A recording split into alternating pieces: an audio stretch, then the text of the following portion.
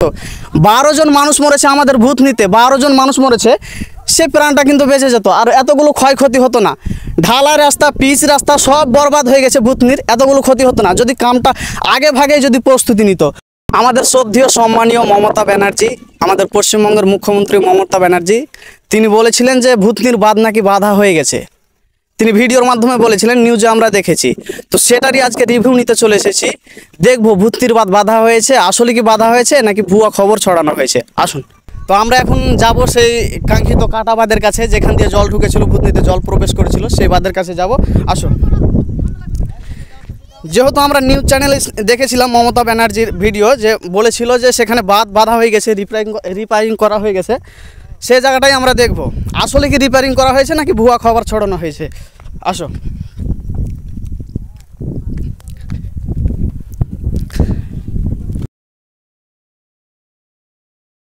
এই সেই জায়গা, একটু দেখাও, একটু জুম করে দেখাও। এই সেই জায়গা যেখান দিয়ে জল ঢুকেছিল। আর এই জায়গাতে সামান্য এইটুকু জায়গা যখন অল্প অল্প জল ঢুকছিল, তখন কিন্তু যদি সরকার ইচ্ছে করতো তাহলে বাঁধটাকে রিপেয়ারিং করতে পারতো।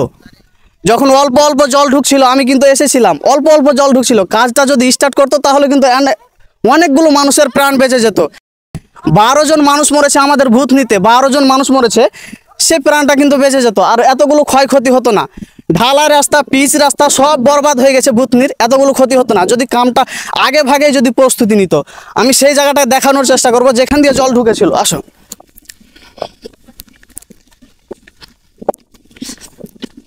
এই সেই জায়গা, আমি এসেছিলাম, আমার চ্যানেলে একটা ভিডিও আপলোড করা আছে অলরেডি।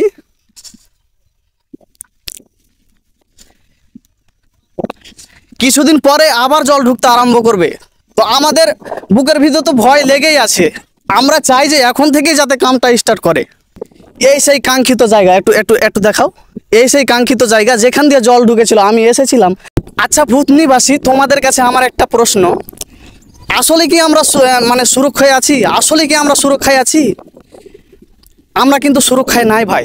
তোমরা আওয়াজ উঠাও, তোমাদের কাছে আমার রিকোয়েস্ট, তোমরা আওয়াজ উঠাও এই গঙ্গা নদীর জন্য, বিশেষ করে এই গঙ্গা নদীর জন্য আওয়াজ উঠাও।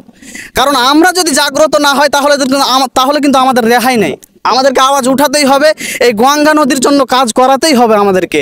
এখনও কিন্তু কাজ স্টার্ট হয়নি।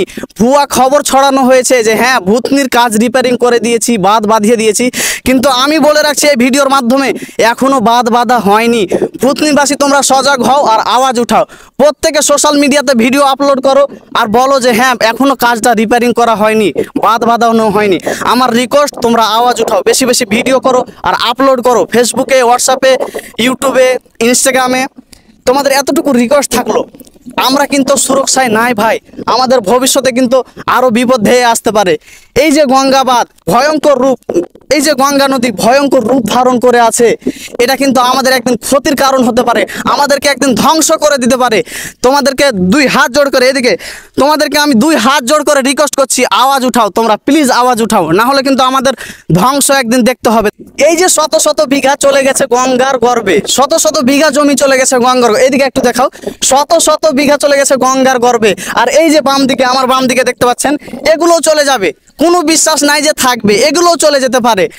এই যে মানুষ গম চাষ করেছে, গম, এরপরে হয়তো পাট চাষ করবে, কিছুই থাকবে না, সব চলে যাবে যদি বাঁধ বাঁধানো না হয়, সব চলে যাবে। তো আমার রিকোয়েস্ট, প্লিজ মমতা ব্যানার্জি, আপনার কাছে আমাদের রিকোয়েস্ট, আমার মাধ্যমে আপনারা ভিডিওটাকে শেয়ার করে দিবেন, যে যেখান থেকে দেখছে, বিশেষ করে ভূতনির মানুষের কাছে আমার আবেদন, ভিডিওটাকে শেয়ার করে মমতা ব্যানার্জির কাছে পৌঁছে দিবেন, আমার ভিডিওটা পৌঁছে দিবেন, যাতে এই গঙ্গার বাঁধের কাজটা যাতে তাড়াতাড়ি স্টার্ট করা হয়।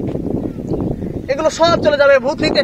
ভূতনিতে লক্ষ লক্ষ মানুষের বাস, এমনকি 2.5 লক্ষ মানুষের বাস, আমার জানা মতে ভূতনিতে 2.5 লক্ষ মানুষের বাস। আমরা কিন্তু সুরক্ষায় নাই, তাড়াতাড়ি আমরা চাই যাতে কাজটা স্টার্ট করা হয়।